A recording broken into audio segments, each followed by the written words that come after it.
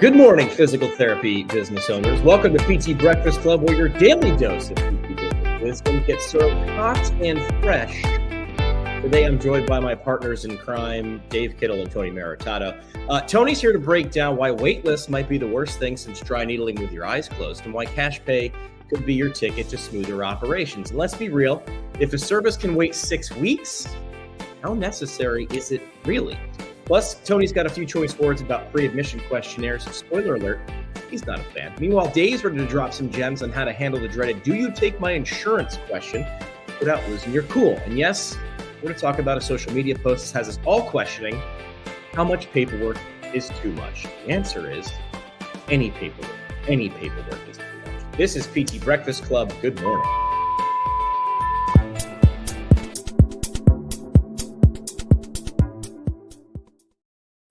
Morning, gentlemen. Good morning. Welcome back. I got up a little early. I wrote a hot intro. I was like, we got to zhuzh this up. It's got to be zhuzh. I was going to say, did you just come up with that on the fly? Because I was just sending those screenshots like at 8 a.m. I was doing it this morning. Yeah. Very sweet. That, and I threw some water on my face because back in radio, it didn't matter what I looked like. It just mattered what we sounded like. But now I got to do my hair. Let's let Dave start. What do you want to start with, Dave? What do you think is the hottest topic? All right. Well, I mean, there's a couple things. I think if you want to start with the insurance question, we can continue with that. And then later, after we go through some other things, we can cover Christine Cornegi's question about mobile in-home physical therapy and kind of like patient experience. We can maybe reread or just show that question on the screen if you want, if we have it handy. But yeah, the biggest thing is handling the insurance question. If you are a cash practice, or if you're, let's say you're taking Medicare, but you're cash out of pocket for all the other payers, it's a gigantic challenge for most therapists because therapists got into therapy and going into the sciences and didn't think that they would ever need or be required to go into sales, overcome objections, have rebuttals ready, or learn rebuttals over time to try to reframe the question. So we can kind of get into that. Let's do it. So here we go. Boop, boop, boop, boop, boop. Hi, Dave Kittle. My name's Tony Maritato. I need physical therapy. Hi, Tony. Excellent. Thanks for reaching out. How did you hear about us? So I've got a great friend who was seeing you for physical therapy, and they were just going crazy about how good you are. I'm 49. I love playing baseball. I heard you were involved in sports. And so I'm really looking for a therapist who understands the demands of baseball. And I just want to get back to playing my sport. Excellent. Tony, we have a ton of active business New Yorkers just like you that want to get back to those types of things. And those are our types of clients. So before we get into anything else, we'll cover things like insurance costs, potential logistics. But first, I want to make sure, since we do home therapy visits only, like we have an on-demand service, I just want to confirm that's what you're looking for. You're not looking for a brick and mortar office. You want a practice or a therapist to come to you. Is that correct? Yeah, I definitely want somebody who can come out. I'm super busy. I definitely want to use my insurance. I pay a lot of money for it. But my main priority is somebody who can come out to me because I just don't have time to go to a physical therapy clinic. I've been down that road before. I go there, I waste an hour, they tell me what to do, and I'm left by myself. I just need somebody who can really get this taken care of. Sure, absolutely, Tony. It makes sense, and I understand where you're coming from, that using your insurance is important to you. I get that. We'll cover that in a second. Next thing is, I just need to make sure that we actually have a doctor of physical therapy that covers your address or intersection. What's the nearest corner intersection or your address, just so I can confirm if we even cover your area? Because if we don't, then I have to, check my network and refer you to maybe another practice if you might be outside of our service range.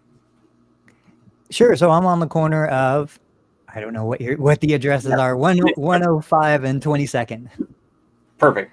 All right. So we'll just say we have a therapist that covers that area. Typically, by the way, I'll say if it's going to be me or one of my team members, if I know that let's say Dr. Chris. So Tony, my therapist, Dr. Chris, he covers that area of Manhattan. and he has the availability to potentially start and onboard and evaluate a new client as soon as this week. I just like to mention that because there's other places that have really long wait lists. So I just want to let you know, if we decide to move forward and if we both decide that we're the right fit for each other, we could do so and get you started potentially as soon as this week without any, long wait lists or anything like that. So let me ask you first, because I don't want to waste your time or my time. How much is it? What's covered by insurance? What's not? I always like to get the cost out of the way. Absolutely. So do you mind if I ask you what type of insurance you have? Sure. I have a Blue Cross Blue Shield in New York. Okay. So what I can do is I can get your first, last name, your date of birth, and your member ID number or subscriber number from that insurance. We take some insurances. We take and bill the out-of-network component of some insurances. So what I would do is I would be able to collect that information from you. I can send it to my medical biller. They will verify your benefits and coverage. I will then have to call you back later today because I don't know the cost of your therapy through this particular plan. Now, just for context, there's folks that call us and they're looking to use their in-network insurance only. If that is you, then I can let you know up front, full transparency, that we don't accept the in-network coverage of that Blue Cross Blue Shield plan. Do you happen to know, Tony, if your plan has out-of-network benefits? I do not know. No problem. So we'll check it out. And so I would get that information. Now, Tony, in terms of this, sales role play, we could go two ways. If you want to say, let's say the Blue Cross Blue Shield did not have out-of-network benefits, or if you know for sure, or if you have Humana has no out-of-network, Oscar has no out-of-network, whatever. So do you want to do the rest of the sales call with us knowing that you have no out-of-network benefits, or how do you want to continue it? Let's go down the road of you selling me on why I should pick you regardless of whether insurance covers it or not. Sure. So, Tony, we're going to check your insurance, and I'm going to give you a call back later today. But why don't I mention a little bit of the potential costs and how, what we offer, and just to make sure that we're the right fit. So, like I said, we have a ton of busy professionals in the area just like you. And those professionals, they don't want to go to an outpatient office. They want a physical therapist, someone who's confident and experienced and someone who gets results quickly. They want that type of an individual to come to them because it sounds like, Tony, that time is one of your biggest assets.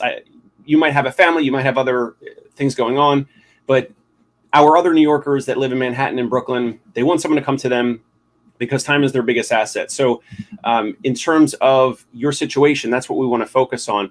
And just to reiterate, or just to touch back on, the main issue that you are experiencing right now is what again? Right shoulder pain. I was playing ball a couple weeks ago. My shoulder started hurting. I thought it'd get better on its own. It never got better. I went to see my primary care doc. He had no answers for me. I'm not going to go get surgery, so I just need my shoulder to feel better. Got it. And what are the things right now that you can't do that you wish you could do with your right shoulder? I can't throw a baseball. I can't sleep on my right side, which that's my, the way I sleep. It hurts with reaching in the back of the fridge if I want to grab a gallon of milk. It's just frustrating. Got it. Now, you mentioned throwing a baseball. Is that something that is more recreational? Are you in a league? I just want to get a sense of how important or how involved that is for you in a weekly basis. Yeah, I love playing baseball. I get together with my friends. We play in a weekly adult league. I haven't been able to play. I feel like I'm letting the team down. I just need to get back on the field. Got it. So it sounds like, it's really important to you to be able to play that weekend baseball. And you want to go out there and let it rip and not have any, pain or discomfort holding you back. And it sounds like you said that you feel like you're letting your team down, which of course does not sound, fun or that doesn't sound comfortable at all. It sounds like you're in an uncomfortable situation. Does that sound about right? Exactly. Got it. So we're going to check your insurance and then we'll let you know about your cost per visit. But if for some reason, if we check it and your out-of-network benefits, let's say it has a $12,000 deductible, and we're in September right now, and you're probably not going to hit that. So there's a chance that we check your insurance, and I don't know right now. You might have already hit your out-of-network deductible if you saw out-of-network physicians earlier this year. Let's say worst case scenario, I'm paying out of pocket. What are the options? Sure, absolutely. So paying out of pocket, the options would be a flat rate. There's no hidden cost. There's no surprise medical bill later. There's no hidden costs or anything like that. It's a flat dollar amount per visit, and that would be for the same cost for the evaluation, the first visit, and any follow-up visit. It really depends on the therapist, your evaluation on that first visit. And so there's a flat rate, and it's a little bit more expensive on weekends, and it's less expensive Monday through Friday. So it's $500 per visit on Saturday and Sunday, and it's $300 per visit Monday through Friday. Do you have any idea how many visits I would need? So I don't right now, because you and I were just on a phone call, right? So like it depends on how restricted or how involved your shoulder is. It depends on, of course, the baseball, which you want to get back to, which kind of would take potentially more visits and more treatment compared to the other thing that you mentioned, like reaching into the refrigerator or a cabinet or something like that. So once my physical therapist, Dr. Chris, let's just say if that was penciled in, if you guys schedule the evaluation, he's going to come to your apartment, evaluate your range of motion. He's going to look at your other side, your good shoulder, your uninvolved shoulder. You're going to compare that to the shoulder that has pain with throwing and reaching and moving around. Depending on that assessment, within the first 20 minutes, and by the way, he's going to come for about an hour for the home visit for you. But in the first 20, 30 minutes, he's going to have a pretty good idea in terms of how involved that shoulder is.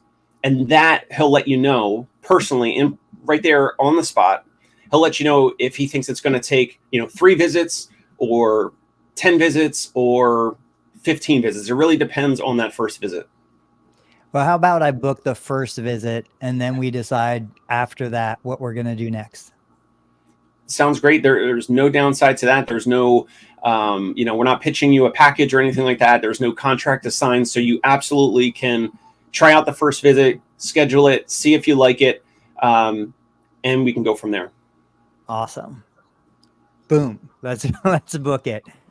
All right. So Jimmy, I know your head's exploding. What are you thinking? Do you want to do one and then I'll go? What do you want to do next? I wanted to comment on that. So I think Dave's done this before, and that's clear, right?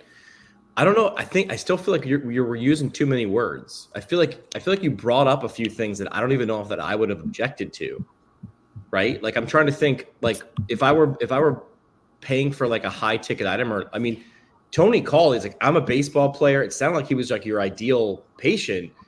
What is? Let me ask you this: what is your goal from that first phone call? What are you trying to do? Is it get them booked, get information, and them booked, or what is it? Like, what is your goal on that call? Yeah, so it's two things. It's kind of filtering in and out, and then depending on the filter, booking them or not. So, like, of course, Tony made it a little bit easier. Like, sometimes the calls are easier than that, where they're like, take my money.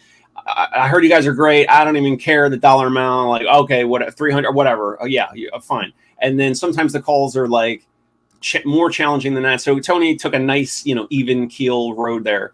But the importance or the whole intention of the phone call is to make sure that we're the right fit. So we're trying to filter in and out.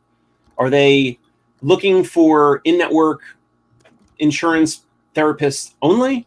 If so, I want to let them know, because I never want some bad Google review later, like that we try to trick them and, say that we take their insurance and then, then they're like, you're billing out of network or you're out of pocket or you're mostly out of pocket for 5 visits and then it's an in-network copay or something like that. So I want to get information. I want to qualify or filter someone in or out. And then depending if they're filtered, out, then maybe we end the phone call. And if they're filtered in or they're qualified, that's when we go into more of the conversation about like insurance costs, potential logistics, meaning scheduling. And are we doing this in your apartment? Is it in your gym of your building? Is it in your office? Like, where are we doing it? So does that answer your question just about like the whole purpose of that first phone call for us at least? Yeah. Yeah, I would go like most important to least important, right, on that call, because what you don't want to do is have them on the call. Like, you want to get them booked, feel like we talked about last week, feel hyped up, like this is a high value thing. I'm scheduled. I can't believe I got, I know it's busy, but Dr. Chris has availability in my area.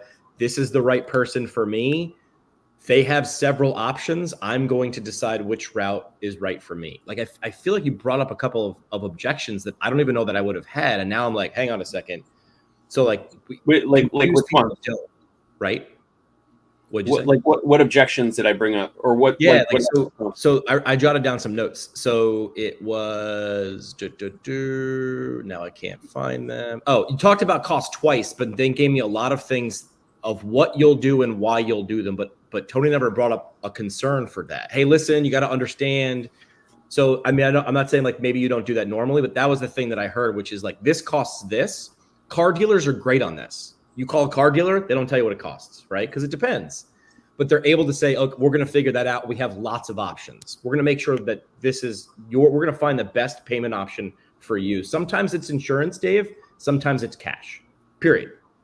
Or out of pocket, which I hate. I don't know about you guys, but that term is cringe. Like, I don't ever want to put a picture in their mind of them reaching into their pocket. I say self-pay, right? So it's either we're going to use your insurance benefits or your self-pay, really. Because I mean, like, Walmart doesn't have to say it's out of pocket. Like, everything's self-pay at Walmart. It's like, you want this, you pay for that. Right. But healthcare isn't. So that's the challenge. And using, like, I don't know if it's like third grade reading level, fifth grade, whatever, like self-pay, direct pay, out of pocket. Some people know what all those terms mean, and some people don't. So yeah, it's sometimes a challenge. It depends on the person on the phone call. Sometimes it's cheaper with your insurance. Sometimes it's actually not, and you pay less if you go a different route. And we can do both of those. That doesn't. So then, like, hey, we're not going to try to sell you a package. It's like, I didn't even know that was a thing. I thought this was healthcare. Like, what's a package? That feels like a personal trainer. Sometimes I'll say that because some people have called elsewhere and they'll get a package quote over the phone, and it'll be like thousands of dollars before the patient's even seeing the provider. And I use the package as the price anchor. So I'm saying, hey, it's not going to be this like big ambiguous $1,000 amount. It might just be that $250 or the $300 or whatever we say for the initial evaluation. So sometimes I use that as a way to make the initial evaluation seem like a deal or cheaper than it is. Let me ask you specifically, in your experience, do you have most people who call already knowing what you charge because of word of mouth? No. People are going to tell them. No. That's the challenge. That's the problem. No, they do not. It's not on my website. The people that refer, our clients that refer, like, they might say something about out of network or expensive or premium, or, they're worth it. It's or we've had people write Google reviews where it says like they're expensive, but they're worth it, or things like that. Like, it's not cheap, but they're great, or something like that. So, like, do people come to you knowing that you're out of network or you're mainly cash pay? Oftentimes, yes, but that's if they're referral warm leads, and at any given time, 60 to 75% of the leads are cold via a nursing agency, but they're not selling for us, or it's from Google, like Google ads, or like Google reviews online, and they're just looking at the reviews and they're calling around and they're calling other places. I've learned to, or at least I believe this works for us. Maybe it doesn't work anywhere else, but when people are calling around, most places are going to take the insurance, right? So my phone call has to be different, and I want to, from the caller Tony, I want to try to get out, like, what's going on, like, when did this shoulder pain start? What makes it worse? And then I dug into, why is this important to you? Like, why call now? Like, why are you calling right now? And reaching in the cabinet or the fridge, that's not that big of a deal. But sleep could be a big deal for you. You mentioned sleep, or the recreational thing with the socialization. So I would really press into that usually. And I usually want to explore and press into that stuff and try to, like, dig into the emotion and kind of poke or prod your issue, meaning the emotional component of your shoulder pain. The emotional thing is, you can't do the weekend baseball, whatever. I want to press into all that before we talk about insurance and cost. So I might say, hey, we'll talk about insurance and cost. Let me make sure that we cover this intersection. We're the right fit. We have someone that covers that area. Then I want to go to the shoulder pain. Why call now? What are the things that you can't do that you want to be able to do? Why are those things important to you, Tony? Why is the weekend baseball important to you? It's not just exercise, but it's the socialization. Maybe it's business networking. It's like multiple things that affect you and your livelihood. I want to dig into that. And then when we shift over to the insurance and cost, especially like if you're Medicare or if it's something that the patient has no insurance, whatever, I want to build some rapport and I want to touch into some of the emotions before now we talk about the insurance and the cost, if that makes sense. Yeah. Before I go, I want to hear, are your calls coming in on your cell phone or are they coming in on a landline? So neither. So people are calling in, and right now, if someone calls in, it gets answered by an answering service, and they go through a script. It's really just to collect lead information. Okay. They can answer some high-level questions, like if a caller says, what address is your office? And they're going to look at my profile on their software, and they're going to say, oh, this practice, Concierge Pain Relief, does not have a brick and mortar office. They specifically travel to you. Are you looking for in-home physical therapy? Yes or no? Then myself or someone on my team calls that lead back. Obviously, we want to call as soon as possible. And I get a text or an email description of that call. So if I'm on with you guys, if I get a lead, I can glance at it, and typically I'll know, like, do we cover that area or not? Are they warm? Are they hot? Are they cold? And then I or someone on my team has to call that patient back. So I think a cool thing, and I think I told you this before, I would love, even if you never share it, maybe we could share it privately among the three of us. I would love to have you record yourself calling back a prospect to see what that conversation is like in real life. Like you and I, and we can role play as much as we want, but we're never going to really replicate a real life situation. So in my clinic, what I'll do, obviously patients are calling in to the clinic phone number. As soon as I realize it's a new patient, I grab my phone, I hit video, and I record myself having that conversation. And then I go back and kind of look at how I handle that conversation, especially now that I'm the one actually answering the phone again. It gives me a chance to rework this process. But have you ever done that, or did we talk about that before? We have talked about it. Ideally, I want to record all these calls on both sides. I got to check the legalities and all that in New York State. And then if I get a patient's permission, let's say a week or two or whatever later, if they start with us, I would love to be able to share both sides of the phone call. So you could totally feel and hear the realness. And by the way, our sales role play, I think that was fairly close to what it is. Like that, sometimes I'll talk too long or whatever, but again, I need to make the phone call different because they're calling everywhere else. And the front desk is saying, hello, what's your insurance?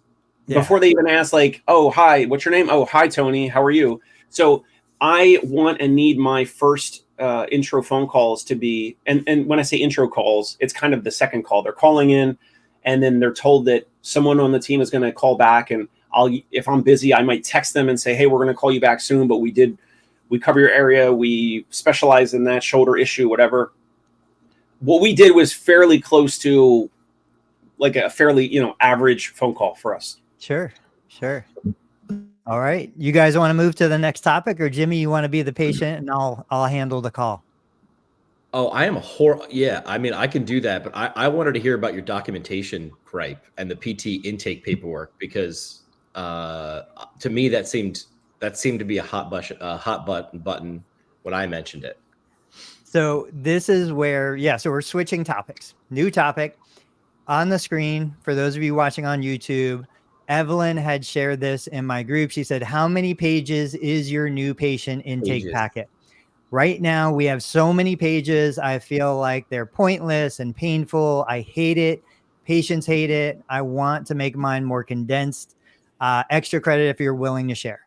Now, real quick, Jimmy, I shared Jerry's comment. I made sure to include that in the screenshot. So Jerry Durham said, Here's a part to start with. What is truly needed? What do you need to collect at first contact? What could be moved to the first visit? What could be moved to the eval? What could be moved to the checkout? And never make them write the same thing twice. That's a huge thing for me too. Sometimes they already told you. There was a great social media video of someone who was doing that. They were like, "Hey, can you fill it?" It was like them playing the role of the receptionist and provider. It was like, and they just kept explaining like, "Oh, I already filled this out. Actually, this is for something different. Our two computer systems don't talk to each other." Then they did it again with the provider, and they were like, "Why are we the most modern, advanced, system in the world, and these two computer things don't talk to each other?" Money. The answer is yeah. Money. So I don't. I would love for Jimmy to maybe you have more to say, but Jimmy to guess how many pages Tony and how many pages is the intake, and Tony, if you want to guess mine, and maybe I can try to guess yours. I have no idea, and we're doing this really. Live. You have no idea of yours? Yeah. 5. Okay, Jimmy 1. Says 1. Dave says 5. And then you guys guess mine. You guys got to guess mine too. I would guess Dave's Price is 3. Right. Yes, the Price is Right. And I'm trying not to go over. I'm gonna say 2 because he said 3. I would have said 3. All right, Dave, what is it? So we have 3. Okay, I have 0. 0. Not even their name? I can't believe you don't know this. Like that was one of my biggest things was I never have paperwork. I don't have health questionnaires. I don't have questionnaires about medication or past medical history or none of that. When you book an appointment and you come, even when I went to an electronic medical record now, the guys at Patient Studio were like, "All right, what's the paperwork? How do we do this? What questions?" I'm like, "None. What do you mean? I don't want any paperwork. I don't want it electronic." I would still count electronic as paperwork. Oh, yeah. I want you to get me a signature for consent to treat, for HIPAA privacy notice, and for my accepting of assignment. And that's it. Because in my opinion, the questionnaires are completely useless at best. They're harmful at worst. Like patients, you guys know this. Do you have diabetes? No. But then you said you take metformin on your medications. Well, yeah, that's why I don't have diabetes. I don't have high blood pressure because I take lisinopril. I don't have and I just watched a short video of a doctor doing this exact thing. Like patients have no idea. Then you give them a functional outcome measure and they're like, "Well, does it hurt when I lift something in the morning or in the evening? With pain meds or without? A week ago or today?" Like they have no concept of what information we need. So you can't rely on any of that information. And the fact of the matter is, when that patient is in my clinic as a therapist evaluating them, I'm going to ask them all those questions anyway to get the real answer. Why waste time on any of that stuff? So Dave, why do you give them that questionnaire? All right. So 3 pages and usually e-signed, but if they're older, they want to print it out and fill it out. Fine. The first one is the treatment consent form. Maybe I need to check. Maybe it's not needed in New York State. I don't know. I thought there needed to be some, you said sign something. So are you getting consent to treat, HIPAA privacy, and accepting assignment? Like those are all on one form. I get one signature at the bottom. That's it. There is nothing else besides a single signature. All right. So maybe I can condense mine. My first page is treatment consent form. Second page is the 24-hour cancellation policy, because we do 100% of the rate. So the visit that we just did a sales role play on, where you agreed to the $300 evaluation, if you cancel a visit less than 24 hours anytime in the next couple weeks, or the plan of care, we're going to hit your credit card for $300. If you last minute you say, "Oh, I got to jump on a Zoom call," or something happened, my apartment is flooding or whatever, like that's what we agreed to. That's how we roll. So that's the second thing. The third thing is having your credit card or debit card on file. So the actual credit card information with a signature for that. Tony doesn't. Do you usually accept credit card information for patients or not really? Yeah. So how do you guys? You swipe it once and you have some software that holds it securely, or what? Correct. What do you guys use? We once we take that first payment, it's stored in the system privately, securely. We never have to ask for a credit card again. Now, again, this is all new within the new EMR. But real quick, let's tease a couple of these pieces out, and Jimmy, jump in when you want. Why, if you're looking at a situation where your clients are mostly cash pay, even if they're out of network, why wouldn't you accept payment in advance instead of waiting for them to either come in and receive the service and then pay, or if they no-show, run a credit card? Like that leaves a bad taste in your mouth. If you took payment ahead, one, it's a screening process. You're going to eliminate anybody who is maybe on the fence. Two, I think we don't do cancellation. I don't care if you no-show. I will schedule you 3 times. I built the system to withstand that. But it would seem like it would be a better option to just accept payment on scheduling. And then if you no-show, the payment's gone. It's ours. But I don't have to go back retroactively and charge a credit card if you no-show. So just to clarify, so you're saying you're suggesting for us to charge the credit card like 24 hours before the visit? Is that what you're saying? When you book the appointment, why would you not pay when you book the appointment?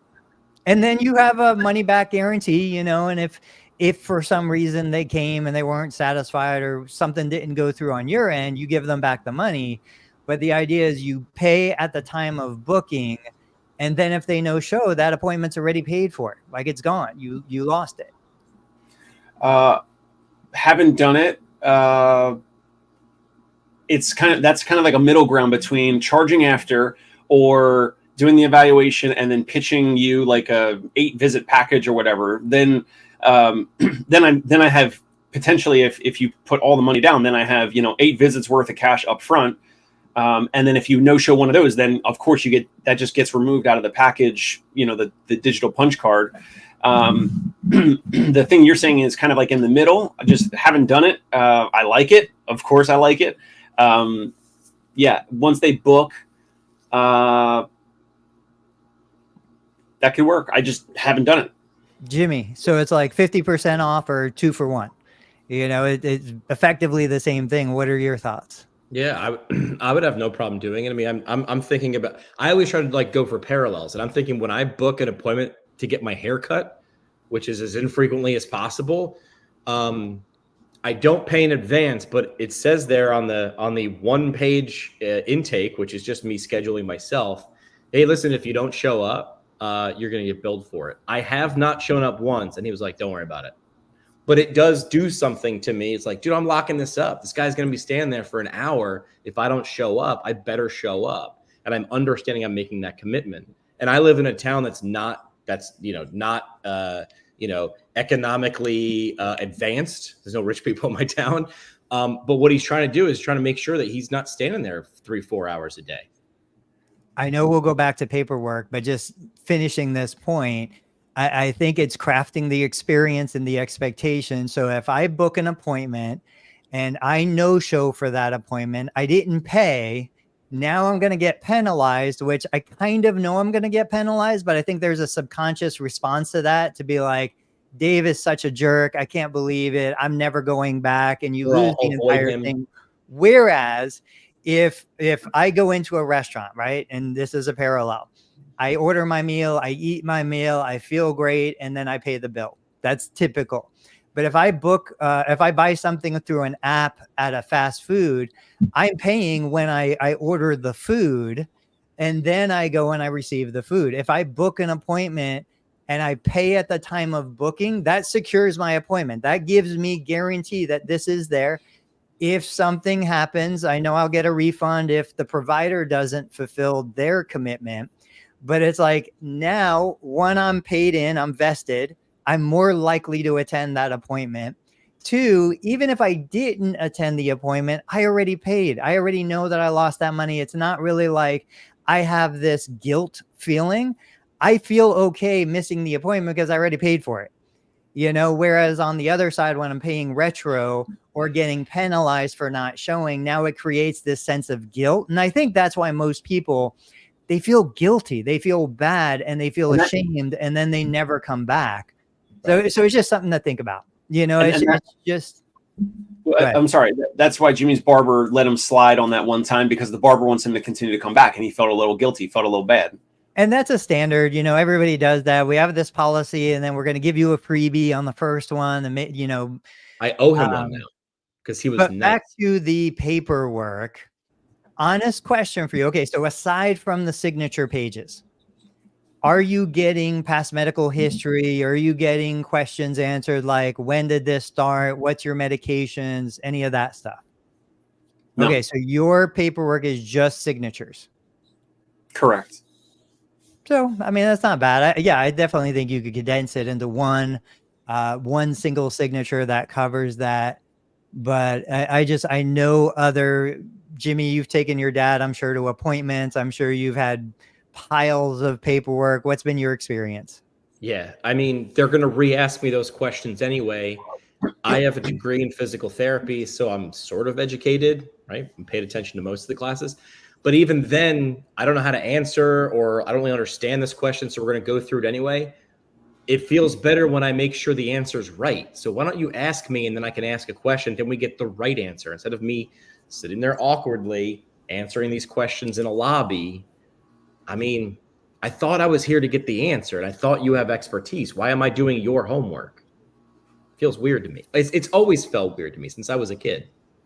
Yeah. Well, because with the medical offices, it's easier for a bunch of patients to sit in the lobby to fill out an iPad or paperwork, and then they don't have to have medical assistants or any clinician asking you these questions. So I don't know, part of the overwhelm and burden with healthcare and information and documentation and liability. Hold on. Are there any stakes if I put something incorrect on this form?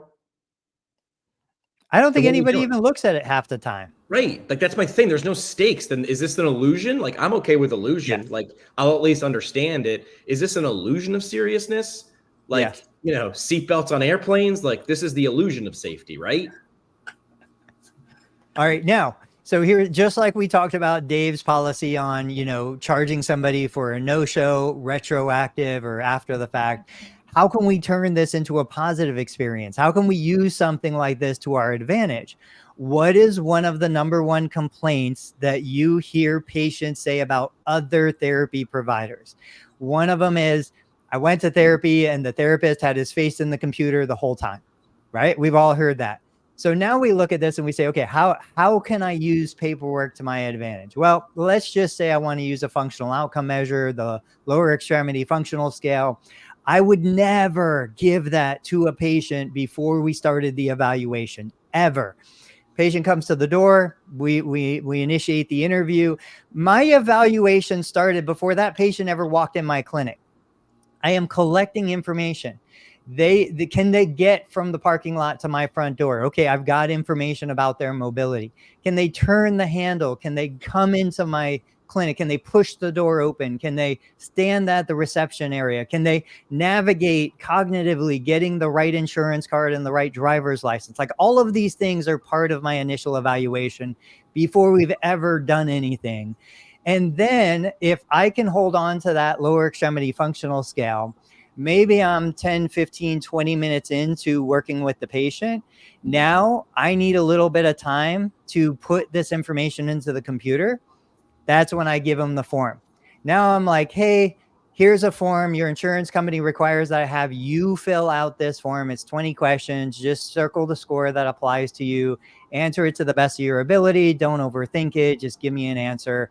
Now that patient has been tasked with something that gives me the freedom to sit at my computer for 3 minutes and do the evaluation, plug everything in. But the patient never feels ignored because the patient is doing something. It's just like a little kid. They're driving you crazy. It's summer break. You give them something to do. It keeps them busy so you can go do what you need to do. I think that's a way to turn this negative into a positive. What are you guys thinking? Yeah, I look for, like you said, what are the biggest complaints? What are the biggest objections? Make the invisible visible, make the visible invisible, make the hard easy.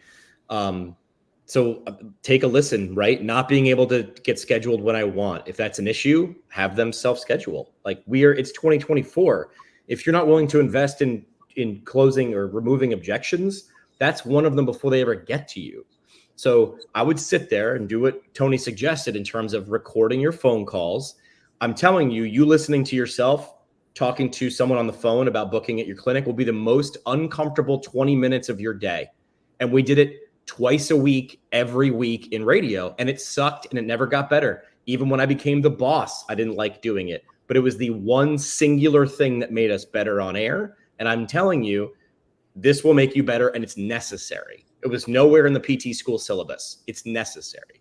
So if you're so great, stop telling me how great you are at this. Dave comes to you. It's the ultimate flexibility flex in New York City. But that's the complaint in New York City. There's nowhere to park. It's terribly expensive. We come to you. Where do you want me to show up, and when is good for you? That to me would be higher on my script than how much does it cost, right? First, explain what we're doing here. Then I'll understand. Then I'll be like, got it. So you're coming to me. I understand that getting a pizza, getting off my ass and going down the street, or getting it delivered to my front door, I understand why that one costs more. And I have less of an objection to it because they understand what the problem was. But then there's companies that take Medicare Part B or Luna or whatever that deliver home therapy for. Those people are going to find reasons to say no to you, right? Correct. Great. Good. Right. Good. We filter them out. Exactly. Yes. But filter them out at the end. Like, this is what it costs. Or I don't know what this is going to cost, because there's two options. It's you self-pay or insurance. I'm going to get back to you within 24 hours to tell you what it costs. Does that sound all right with you? Yes. Fantastic. And then build that into your process. But to me, it sounds like every time like you're going for like, well, we do this because, and you have to understand, like, nope, it's going to either be this or this. And I'm going to tell you within 24 hours what it costs. Is that all right?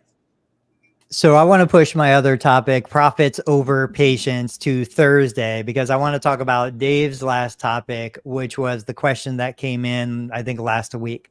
I don't remember the question. So Dave, what do you remember?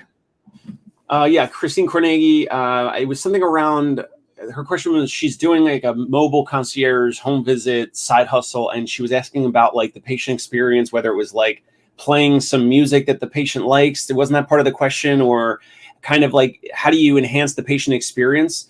I've done some of that. I've done some of that with some patients who might have had like pre-dementia, Alzheimer's, where we were like, hey, let's put on some Frank Sinatra because you hear from the family like Frank Sinatra was their favorite, and that might stimulate some movement or some memories or some cognition or whatever. And then maybe that'll help facilitate or make for a better therapy visit. I've done some of that. I've done a little bit of that.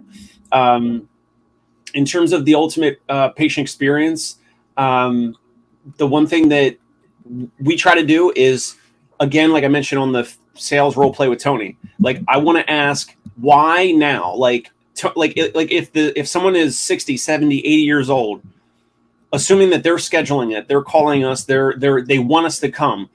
Why now? Why is this important to you? They don't care about physical therapy. They care about themselves. They want to be able to do the things they want to do.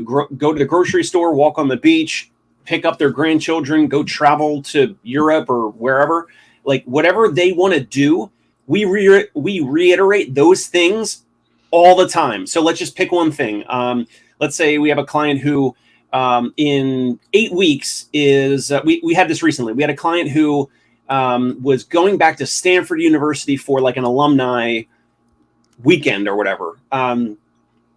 For 2 or 3 months, that was all my therapist was saying to the patient. So it would be like, hey, we're doing this, we're doing these step ups, we're doing this tandem walk, whatever. We're doing these things to get your legs stronger, more balance, more confidence, more stability, so that you can be independent at the Stanford reunion, because you said you want to do it even without a cane. And when we started, you were on a walker, then you're on a cane, but you don't want to have a cane at the reunion because you want to look like you have longevity, like you have independence, like you're not a burden on your husband. And so my therapists are trained to continue to talk about those emotional triggers and break down the therapy visit. We're doing X, Y, Z to eventually build you up because we're shooting for this goal. And the goal is what they really care about. Yeah, Christy was on earlier. I don't know if she's still on. I'm trying to go back, but I hate the way LinkedIn organizes past Oh, posts. it's Christy. I've been saying Christine. I'm sorry, Christy. Jimmy, Real quick, as a complete sidebar, I want to put this on the screen. So, Jesse B, thank you for your comment. They were mentioning about cash practices. The only issue with the with the packages across the US is most therapists will use these packages as a way to get the patient to say yes to it via a discount. So that's why we don't do packages. Like, of course, we have some patients that come in for 1 or 2 visits, and maybe I could have tried to get someone hooked on a 8 or 10 or 20 visit package. The challenge with this is most providers, let's say they charge $250 a visit, but they'll sell a package, and it turns out like, it's like a $200 per visit package for 8 or 10 or whatever. So they get more cash flow up front, but then per interaction, per visit is now discounted, which most practice owners are fine with. I just don't like the packages because most will rely on a discount to get someone to say yes to a package. So that's my commentary on packages. And I would follow up to that to say, if you're going to go that route, then design the pricing and the business for a package. So if your base price is $200 a session, don't offer a package of 10 for, that price per session with a discount. Inflate that price. So if somebody buys a single, it's 300 or 250, but if they buy a package, it works out to 200 per session. You have to increase that.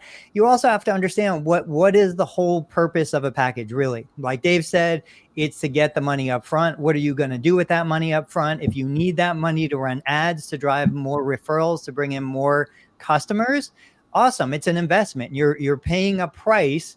You're effectively taking a high interest loan to get that money up front.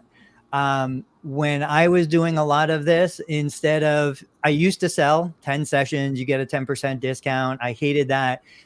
Patients would tend to save those visits for down the road when it really wasn't helping them or me. So what I would do is I would just say, hey, let's do a 6-week program. I would charge a flat fee for the 6-week program. I would say it includes this many sessions. If you don't use the sessions, you lose them, but I am selling a 6-week plan of care based on the condition and the evaluation, rather than saying I'm selling 10 sessions for $200 and you get an extra session for free. Love that. Back to Christy though. So, gosh, I wish I could find the original comment. Talking about improving the experience. Like we talked about the red napkin last week. If you guys don't remember that, go watch Thursday's visit. Some of the things that I've shared publicly, so I have a physical therapy clinic. I'm not doing mobile, but we even talked about baking cookies in the clinic. It's an old real estate trick, but the idea is you put in a batch of cookies, you bake those cookies, the smell triggers a response in the brain that gives you that sense of well-being, makes you feel good, makes it enjoyable.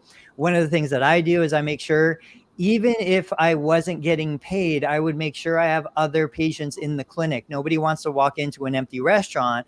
I don't want anybody walking into an empty clinic.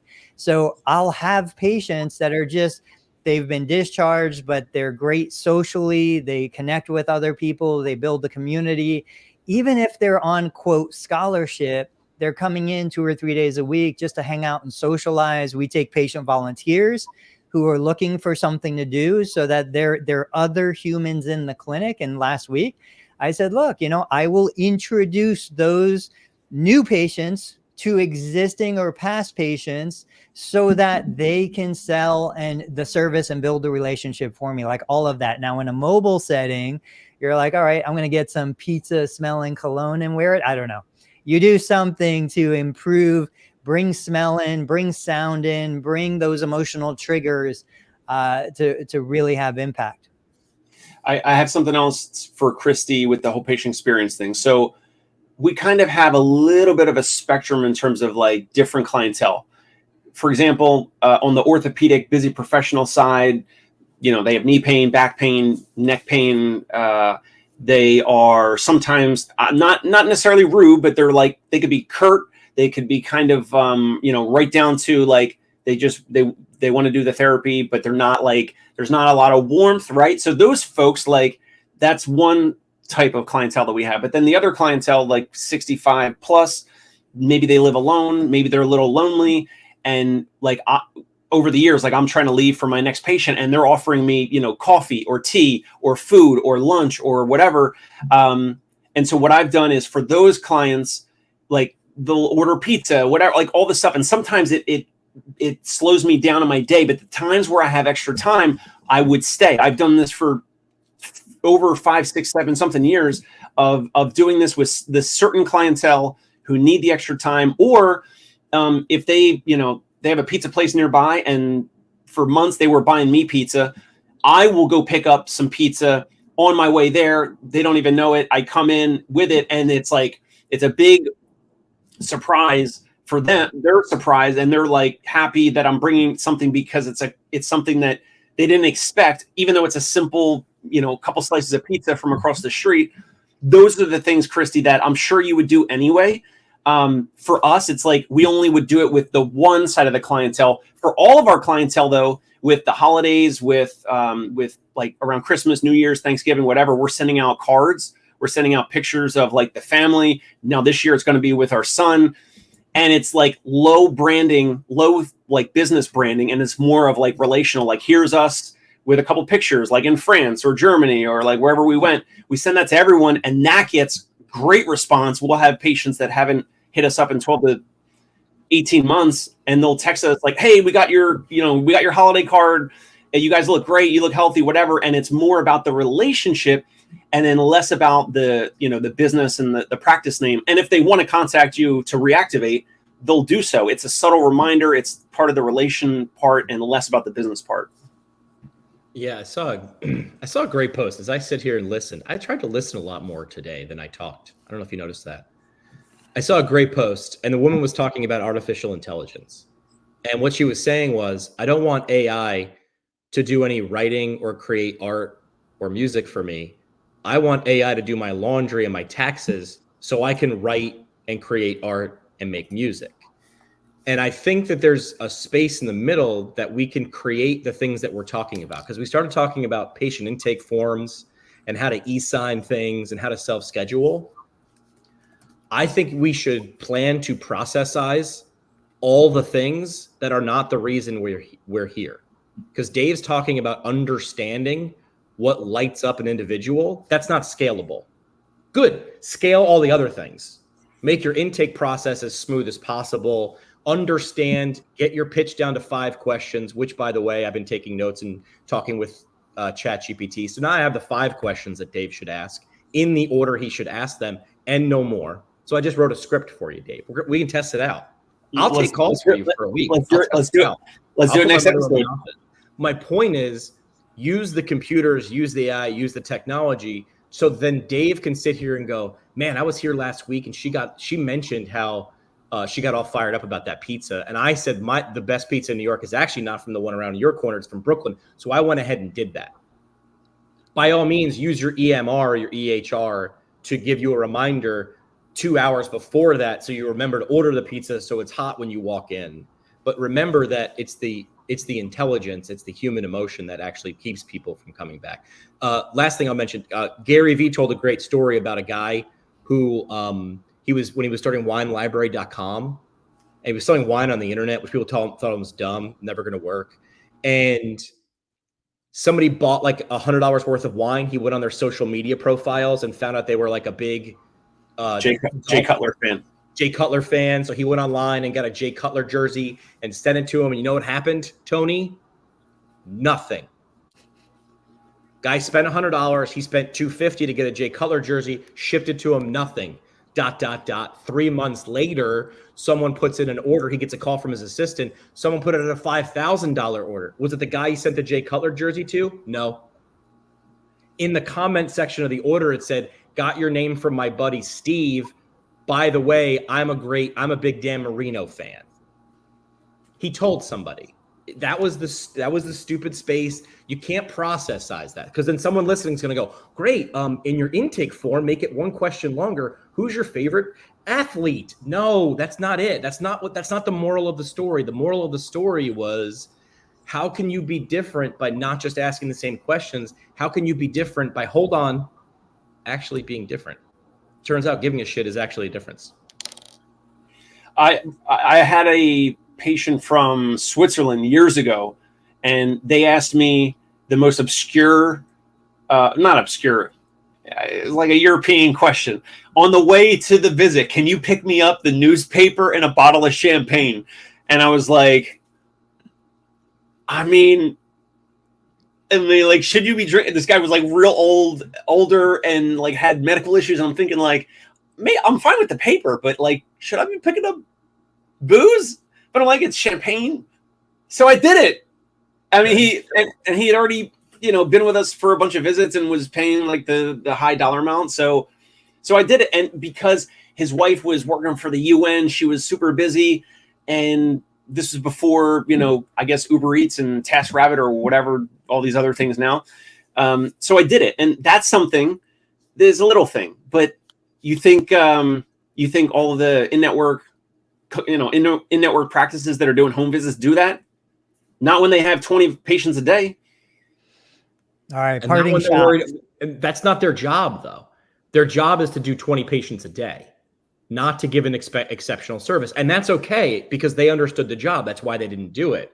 You looked at it differently. Your job was to solve a problem. Your job was to keep, maybe not booze all the time, but you understood your assignment. The person who says no likely understands their assignment too. The moral of the story is, decide where you work based on the type of assignments you want to solve. All right, parting shots, building on what Dave said. So we all have those stories. My wife was treating a priest, mid 90-year-old priest in his home doing mobile visits. His doctor, like 30 years ago, told him, every night I want you to have, and I want to say it was a Manhattan. I don't think it was an old fashioned, but it was a drink. So as part of therapy, every single day when my wife was leaving, she would make the Manhattan for him. And then, we all have those stories. This is the joy of being a business owner, being mobile, being independent, is you can do this kind of stuff. Jimmy? Yeah, I would say parting shot is understand the assignment. I like that, right? And I think if you work for a place that you're unhappy, it's because you went in thinking it'd be one thing when it's actually the other. So don't be mad at insurance. That's not going to get you anywhere. They're not listening. Don't be mad at your employer. They're probably not listening. Be mad that you didn't ask enough questions to understand what type of problems you'd be solving on a day-to-day basis. But here's the thing. You can change that. Dave? My parting shot is a question. Tony just mentioned something that brought up a memory when you were saying your wife would make this drink for this patient, whatever. My first job out of school with Princeton Orthopedic, I was a new grad. I was working 3 nights a week. So Monday, Tuesday, Thursday night, we were closing the clinic at 8 p.m. Not every patient, a lot of those patients from the 5 p.m. until the 8 p.m., for years, they would say, hey, it would be great if we could have like BYOB and drinks and, beer or whatever. My question to you guys for next episode is, could we have, or obviously there's some liability and maybe it's got to be a cash practice, but could there be some booze infused physical therapy practice like there's now with, goat yoga and baby mama yoga, and now there's yoga where you do drink a little bit with wine or whatever. So could there be like a physical therapy cash practice? Don't answer it now. That maybe does like mimosas and screwdrivers in the morning and what's the tomato drink, the tomato juice. Bloody Mary. Could you have a cash practice that does BYOB, those drinks in the morning, and then beer, wine, spirits, whatever in the evening? It's going to be, some patients are going to love it. You could also do mocktails now because less people people are drinking more mocktails. You could do mocktails and then everyone looks included. I don't think you'd be able to bill insurance. There would probably be a lot of liability. Potential business idea. We'll talk about it next time. Sounds good. Sounds All right, we'll be back good. on See you guys. Thursday. Make sure you subscribe on all the socials. Enjoy yourselves. Have a good week, guys. Now we're back from Labor Day.